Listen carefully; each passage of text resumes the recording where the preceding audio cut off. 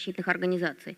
Более того, власти страны постоянно оказывают давление на правозащитников, вынужденных работать за пределами страны. Для этого спецслужбы через своих агентов ведут информационную войну. Агенты спецслужб Туркменистана, проживающие во Франции, Швеции, Канаде, Великобритании и России, а именно Мурат Курбанов, Акмухамед Джумаев, Аквилисапар, Мухаммед Дуиджи, Какамурат Хадыров и Максат Сапармурадов используют пропагандистский террор, оскорбляя правозащитников с целью дискредитации, обвиняют их в выдуманных преступлениях, якобы совершенных на территории Туркменистана, и угрожают им последующей расправой. В своих выступлениях они неоднократно говорили о том, что в случае необходимости неугодных граждан вернут Туркменистан красиво и быстро. В частности, это произошло с гражданским активистом Азатом Исаевым, который часто критиковал вышеуказанных граждан и который, по сути, был похищен в России, насильно депортирован в Туркменистан. Более того, именно эти люди выявляют инакомыслящих граждан для последующей расправы над ними за пределами страны и их родственниками внутри страны. Сегодня власти Туркменистана преследуют своих граждан и за рубежом. Во Франции, Канаде, Швеции и Нидерландах действуют нештатные сотрудники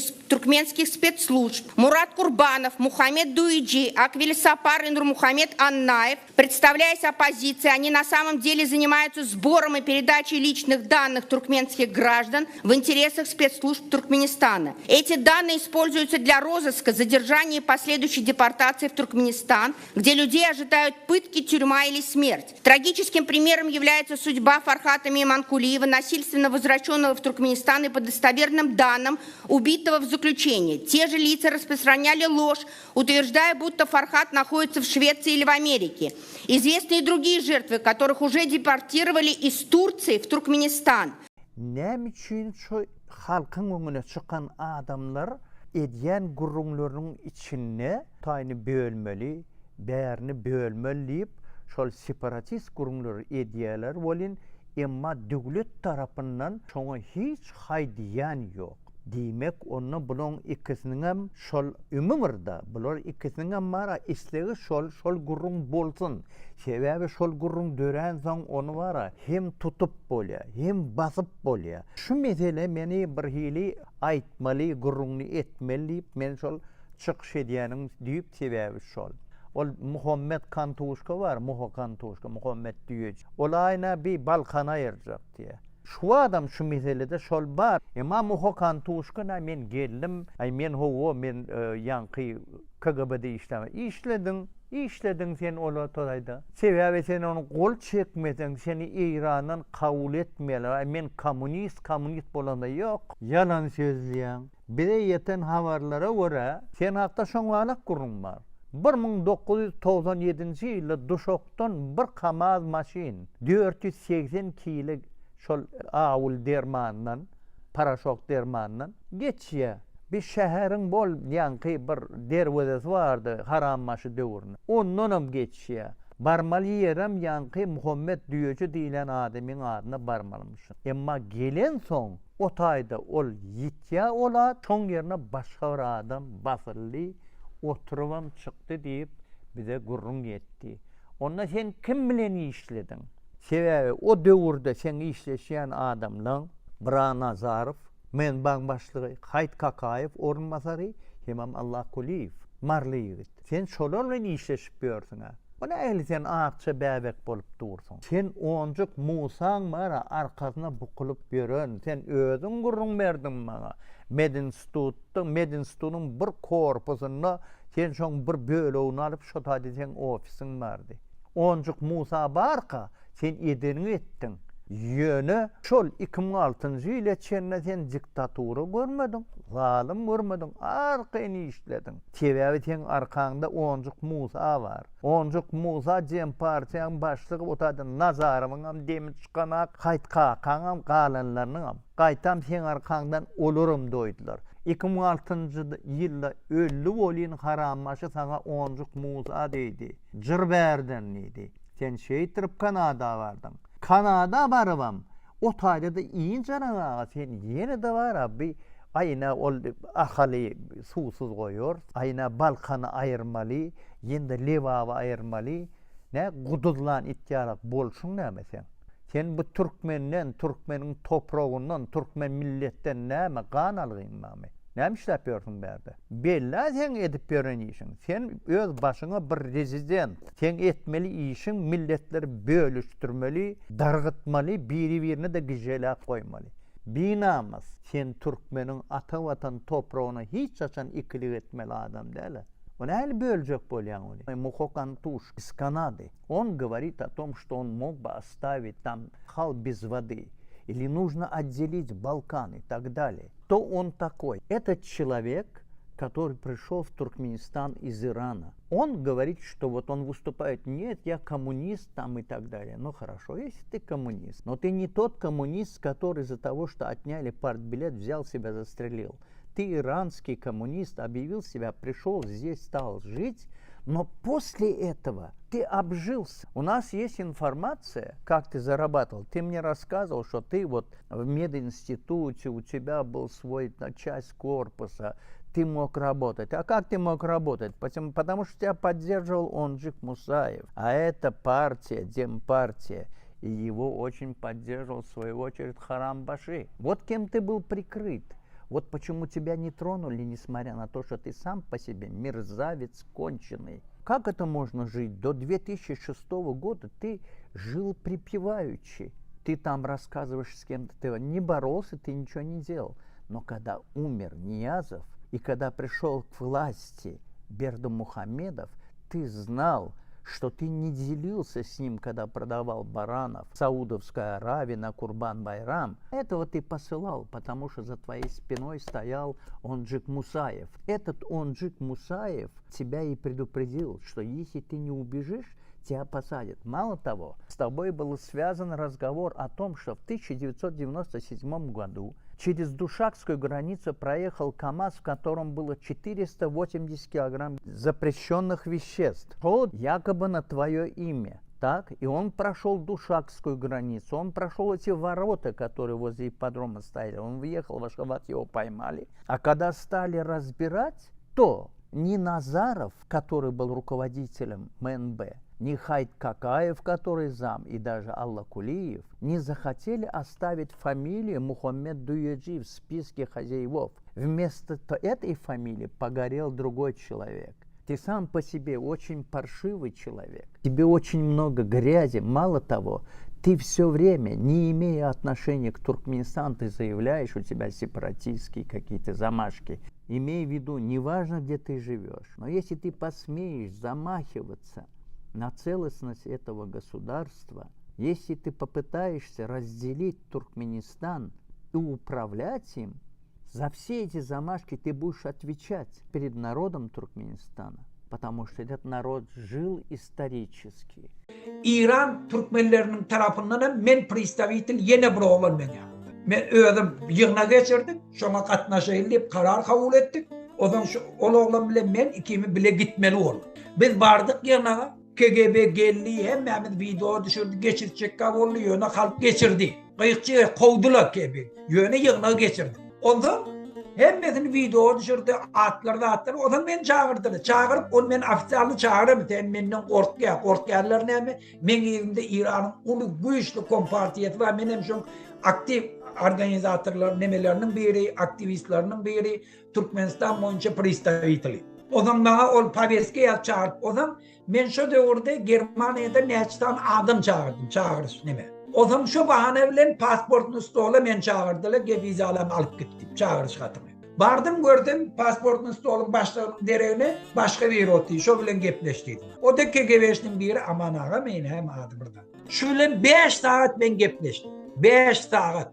Ve de çıkmayan bir kabinetim için. Şöyle neyme gerek olsa sana dereyli, sen biraz nemek için o koşuluşmayın. Ben neydim, sen kod dünyanı getirip bana bera, bana o zattan gerekiyor. Ben öz canımda adanımı bilen, yaşağımı bilen, ben azım edip bilen Türkmen kalmışım. Şol için ben haliki İran'dan açık kayıttım, Ece Kakam Anır'da. Şol için bana o zatlı interesim der. O zaman karar eylek beylek, yani 5 saat oturup kabinetten çıkmanı gepleştik şu. O zaman geldi ne, en sonunda ne mi diyor? Ya şimdi ben sana düşünen neydim? Benim gidip burada aytmalı yok öyle. Ne mi diyeyim? Ben var ayt şey diyeyim ayt ya diyeyim. Ben şu yığına katlaştım, bardım, hem de daha diyeyim. Onunla diyeyim, daha burada hadi gepleşeyim. Sen organizavat etmesen gol ya diyeyim. Ben de organizavat etmesen gol ya. Ayt çok orada bir de aytlar ne ama aydılar. Yani organizavat etme. Şimdi hem özüne de ne mi gerek orada ben edeyim diyeyim. Ben de hala hep ne mi gerek orada edeyim. Yani organizavat. Men dedim, men hakkım yok dedim. Müteğer men palit imigran. Men Türkmenistan'ın içinde o vakt grajdanıyım diye de men neme 4-5 yıl yaşar. Ola men grajdanıyım ne dedim. Men şu anda çelenim var. İnnem organizavat etmeyen. Şol için men şu buradan aytmak bilen ne diyecek bolyan? KGB'nin şun yana kıyafeti var. Eğer bilse şol adam birini başını koşup duruşu da adam, o zaman şol bilen gepleşkenler. Sen organizavat etmeyen diyecek adını diver. O zaman şol da adımdan hayırlanyanlık. Pul veriyor, ne deyse etkenler, hizmetleşke yöne şolun dininden çıkmalı aramka. Задача оперуполномоченного подсматривать, подслушивать и вербовать осведомителей. Осведомители вербуются примитивно. Вот у нас есть всякие эти интеллигенция наша, так называемая, которая сообщает, и отдельные представители, которые сообщают, как к ним КГБ подкрадывался, предлагал на них стучать, а я всех послал. Так бывает только в их фантазиях. На деле все значительно проще. И вербовочные подходы, они совершаются только тогда, когда персонаж от этого отказаться не может. Вот не может и все, в силу жизненных обстоятельств. После чего будешь со мной дружить и все мне рассказывать. А я тебе за это буду платить государственные деньги. На это есть специальные деньги у любого государства. Агентуре платят деньги. Как мы бывших, конечно, не бывает. Мы, чекисты, как в душе были чекистами, так и остаемся. И я этим горжусь. Очень хорошая школа. Мы ставленники на КНБ, работаем на КНБ. Теперь в отношении Давиджи. Мы говорим о координационном совете, который когда-то мне предложил господин Давид. Наш соплеменник, наш этнический туркмен, который получил высшее образование в Туркменистане, учась в медицинском институте, являясь беженцем из Ирана во времена Советского Союза, проживший определенное время в Ташаузе, закончив медицинский институт, занялся бизнесом при руководстве Туркменбаши. Я в этом человеке очень сильно разочаровался уже крайний раз, когда они очень поступили подло с Яшнаром Хаитом. Человек до сегодняшнего дня убежден, что нужен координационный совет, что человек, используя его, человек просто поимел и меня, я грубо говоря, я извиняюсь, использовал нас, и меня, и Яшнара Хаитова. А мы, как два чекиста, пограничника, которые имеем высшее образование, полного высшее образование Академии ФСБ и высшей школы Комитета государственной безопасности СССР. Вот так с нами поступает этот человек. Зачем подчеркивается правильность мнения господина Киаризова? Я просто говорю факт, что господин Киризов сказал, кто такой Давиджи Мухаммед, что у господина Давиджи больше нет под рукой грамотных людей. Почему, непонятно. Все выступления, все заявления в Организации Объединенных Наций, с того момента, как начали мы работать, все делал господин Яшнар. Но Давиджи нам пытался управлять. Это действительно так. Консервативная партия — это партия чекистов. Нет, это не партия чекистов. У господина Яшнара своя партия, социал-демократическая партия. Он ее специально создавал в 2012 году. Я об этом знал. Моя партия тоже была создана консервативно в 2012 году. Но мы создавали друг другу ничего не говоря. Опять про Давиджи, что он якобы призывает народ слушать только его. Действительно так и есть. Он выступил, сказал, звоните мне, тут я главный. Теперь, я так понимаю, он один остался со своим так консервативной партией Туркменистана. Называет тебя джигитом, героем с большой непонятной чего, о том, что он пытается дозвониться до Яшнара, а тот не берет телефон. Да, я разговариваю с Яшнаром. Яшнар сказал, да, мне звонит Давиджи, я не хочу с ним разговаривать. Я для себя сделал большой вывод. Просьба такова, что вся эта группа обратно использовала очередного человека и выкинула из своей группы. Это Яшнар Хаитов, который добросовестно за все время работы Координационного совета,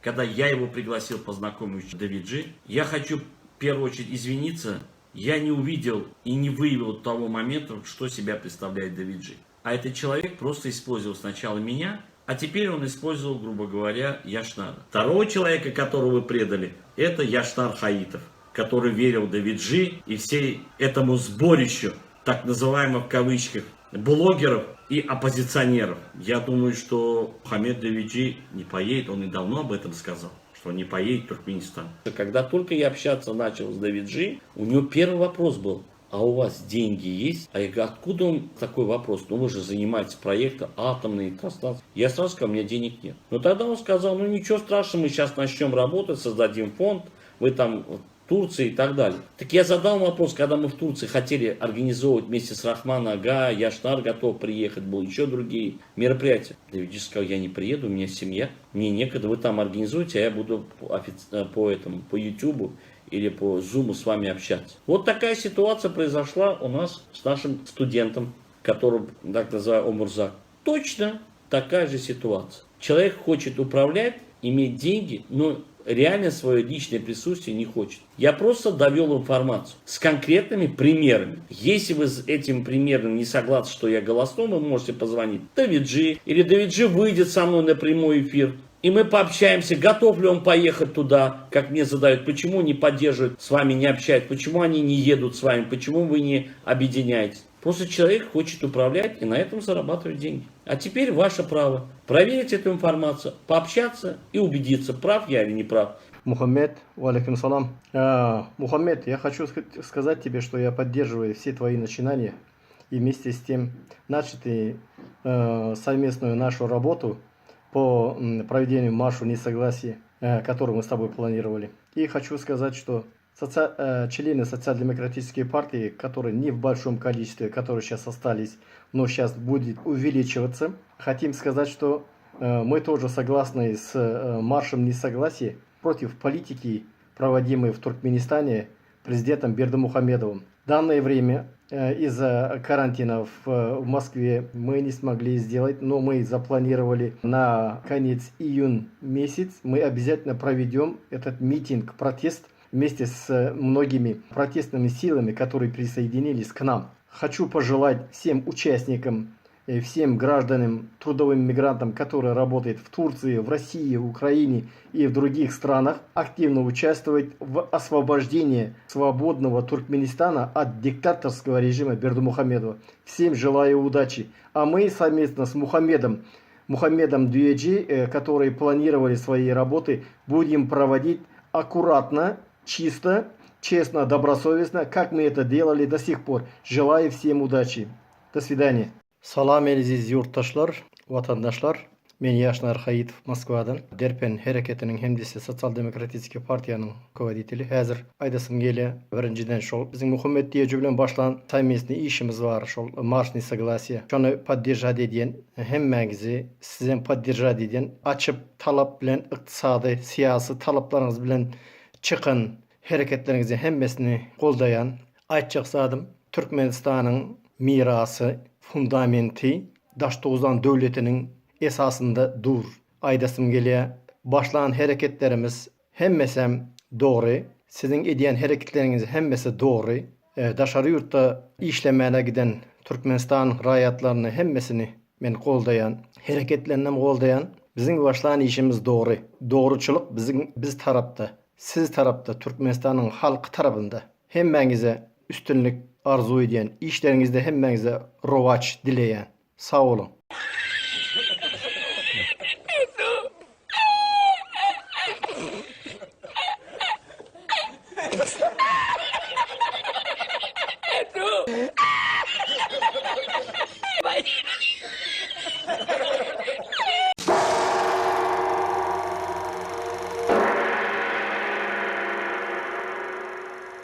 Opozisiyalar arasında yine de nemen bir tagwuly var esasen. Köne möjeklerden, köne şagallardan möjek bolsa dawno bir ýerni ýaryp çykardym şagal dolar. Olam Muhammed Diyeci. Muhammed Diyeci halkyň arasynda näme pysdypydurlyk bolsa, öz agentlerinden 5 manat, 3 manat berýärde anyklaýa, onu mahkemaçelige daklap etýär, mahkemaçelikden hakyny alýar. Menne on uradynan pulnyň zaňlasynyň zaňynyň hemmesiniň zapysy var. Men bu tema girip näme üçin sıktım, näme üçin hem giremok indi şu var. Şonu da karar edip görkezsek berdi. Ortlar näme diýe? Pravda glaza kolis diýe, hakikat gözüňe batar diýe. Yani gözüňe batsa da şol hakikat sebäbi. Men bu temadan çykanmyň sebäbi bunu ilerle biziňse boku porfoya, o bir kalodusy atýan erwet iskelýär. Kalodusy açanmasyn. Onda munça müňlerçe adamlar bulary gollap, bulary çokunup, bular näme diýse edip ýörler, wapşe düşünjek bolanyoklar, oýlanjak bolanyoklar näme üçin? Bular nädip bular ya adamlaryň aňyny ütküdip zäherläýär bular. Özüne ananlary bilýär. Nädip? Entek bu mahkema çelnige düýejüň aýdany üçin düýejüň ýanna beýlek ýollaşlary we bir sürü. Olaryň täki taýsy ýüzüne atanyp, atanlar amma atmadyklar amma. Olaram düýejden arasyny şoň üçin kesen. Sen mahkema çelnige aýdypsyň, ol Abdukulyň düşmany, Abdukulyň satan adam diýip. Sen bizem ýene öň kudyra oýuna saljak bolýarmy? Düýeji bilen şoň üçin arasyny kesenler. Düýeji istese söýsün, istese ýigrensin. Düýeji diýilen adam özüne o bu pul uradanna kömek tipine fond aksiyalar pul uradýarlar. Menem soradym, maňa da uratdylar. Ha bolsunlar, Allah razy bolsun hemmesine uradanlarda. Uradýar oňa mitin getirýär, oğlanlara pul berip, oňa da men organizowat etdim diýär. Sen niye organizowat edýän? O halkyň pulunu halka berýän, ýene de men organizowat etdim diýär. Sen niye organizowat edýän? Şonda karar et. Ýok, men yalan söýleýän bolsam, inniki bir nemede bir netip bolsa merdany ýüzüme goýarym, fişlary bilen suratlary bilen fişiniň suratlary menne ba merdany, uradan, Germaniýadan. Sana men senden, sana uradylaryň sen nemäňe çenni İstanbul'a kime uratýanyňa çenni şoň ak familiýasy bilen durşa fişin ýüzünde. Bärde diýjek bolýanym, düýeji şonýal adamlar ulanyňa däniп öz adyny berýär. O habary ýok, özüniň spisekde düýejiň üstünden mahkema çelnige ady geçip durýar.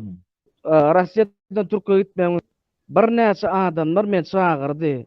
Çağırış nägilek boldy? Oraz adamlar taýyn finansiýal sponsorum ba, dige gelip ýygnap gül Türkmenistana girmeli. Giriş ýolaryny aýtdy. Menem bolýar. Anan ýansydy. Siziň etçeňizi, siz men satmajaňyzy, bir dogry ýoly ýörejeňizi, muny edilen gurrunun Muhammed Düýeji bilen boldy. Muhammed Düýeji, men Türkiýe gidip barýan, edip birjek kömeň barmy diýenne, ol özü söz berdi. Men oňa söz berip sözüni almadym. Ora men etçek kömegim diýdi, aňarda adamlanma diýdi. Öňünden garşalarlar diýdi. İstenlik yetmeýän zatdan kömek ederler diýdi. Bärde galan maşgalan biz hiç wagt alad etme diýdi. Aýda 400 dolar pul uradar. Horkar bolmaz diýdi. Şo niýet bilen gitdim men aňryk. Otak bardym men. Muhammed Düýeje bir näçe gedek jaň etdim. Hiç kile jogap atwet bolmady. Ondan soň bir ýerde maksat bayram jaň etdim maňa. Ora sirkösen ýa ekeniň, gata kyn ýagdaýda ekeni, iýjeň ýok ekeni, ýatjak ýeriň ýok ekeni. Men sana kömek etjek, elim uzatjak. Sen bu ýagdaýda diýdi. Men sana kimniň oňurup berjek diýdi. O wagt kimniň näme zatdyň bilen okdum. Bolýa bir hepde garaşdym. 10 gün garaşdym. 2 hepde garaşdym. Berlen lewizler sözler bir ýerde durmansoň. Ondan soň men maksat bayram jaň etdim. Maksat bayram 2 ýerlik men polisiýa saklady. Kimlik diýilýän zat sorýar, o näme zat? Men ýokmy zat? Ya oňurmadyňmy? Ýok, şu wagt Dubaydan pul gelmez, şoňa garaşýan. Ondan soň sen maşgalaňa gowuşturjak. Çağlaň ýany uratjak. Men pograniçnik, men FSB-şnik. Aňarda luboy meseleni çözýän. Sen birik üçin, wastany edip okumaň üçin yer bolýar. Ýene men asyt emen prastoy maşgalada öňüme çağa bolamsoň, ýene men onannym. Ýene bir näçe gün geçdi. Ýene men polisiýa tutuldım. Soň jogap bilmän jaň etdim-de, agzyma. Iň erbes sözleri getirip ýüzlendim. Sen diýdim, adamyň diýdim, iň biderek dereksiz ekeniň diýdim. Lewizilýän zat oýunjak zat ekeniň diýdim. Kanadadaky oturanam haçandan mer oýnap otirbi. Kanadadaky oturan Sapar Murat maksady getiren şoşo. Birinji, maksadym kim aýtdy näme getirdi? Angliýadaky oturan haramzady getirdi. Özü maňa aýtyp berdi. Bilen edip oturan, ornap oturan oýunlary 2019-2018'den beri geliyor. Hali Azat Hayitbayev'in özüm aýtyp berer näp başlandygyny bu zatlar. Türkiye devletinin hakkı yok.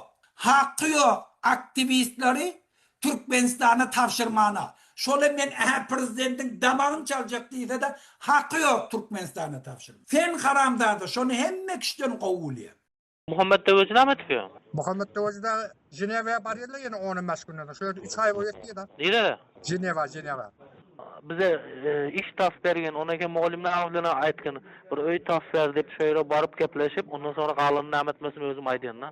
Etmese de tizleştirdi, bolmasa bärde özüm asyp öldürip goýberýän men näme aýtdy diýip aýtdy. Kyn boldy Muhammed Düýeji aýtdy, kynaldy eken diýip na. Mugallim bilen gepleşip aýdyň, biz öý tas ber şeýle şu ýan tarapda biz işlejek baryp diýip gaýtam, iki ortada Türkiýeň pasportyna mal kalýanyňyz gaýtam. Sede gowy Ben Yaşar Hayitov, Türkmenistan Sosyal Demokratik Partiyası'nın Hazır şu Cuma Sapar'ın meselesi boyunca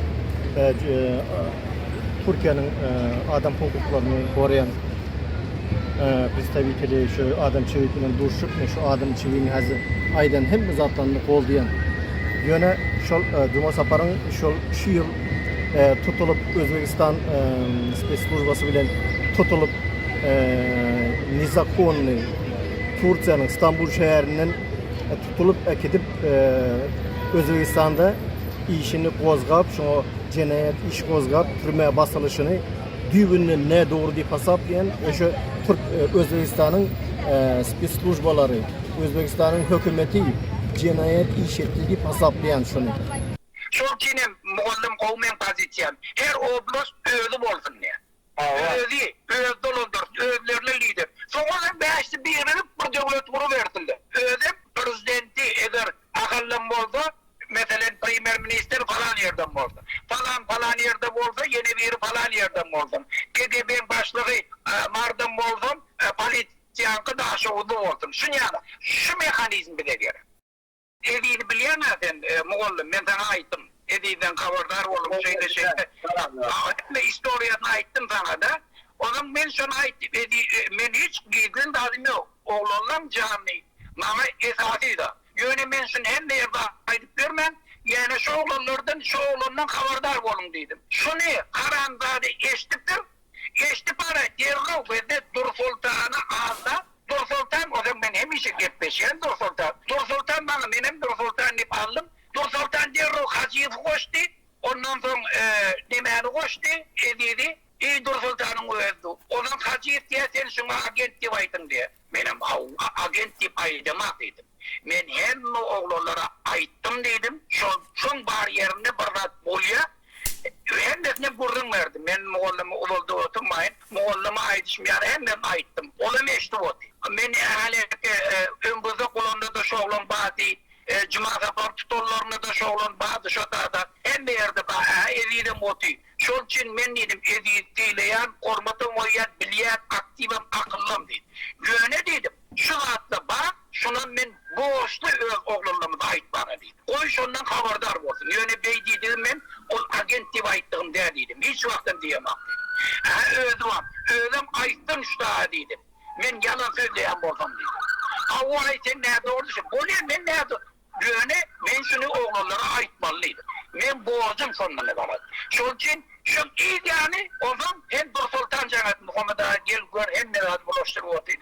O gidiyandan hem yeri Cennet Muhammed Ağa daha ol men biliyen sen bana hürmet koyuyan şey diyerin hem yöne men o agentte böyle düşünme yöne şunu yanak bollu sapatayı ne deyip de böyle bolluya ben işim yok dedim men yöne bir adam üstünde şunu yanaktat bolsa bizim aktivistlerin canı koptu olacak olamış olarak yani yöne publikamen aydamak iş var. Şu adeçelliğine mi edeyim bana canı diyor. Olacakasın doğdum. Ben plomur ettim ediydi. Bana gerek ne? Oğlanlar organize var. Verdim Muhammed'in karşısına görüştüm. Otak var miting edip. Bana şu gerek. Şunu kim iste ben sana bereket verdim. İzini öldüren kömür. Kim lazım şu? İt olsun. Şu Türkmen'in iti gelsin. Havlattırsın verdim Muhammed'in karşısında. Berekeller Türkmen'in hakiki iti diyeyim. Bana kılıklıda halkı şu an ayağa kaldırmak. Halkın yüreğine korkuyun ayırıp öz haklarını talep ettirmek. Türkmenin kıyıcılıklarını şu vaktayınca da olsa çözdürmek. Ne gerek? Başka da gerek ama. Daha ölmedim. Aman yine. Le. Ah, daha ölmedim.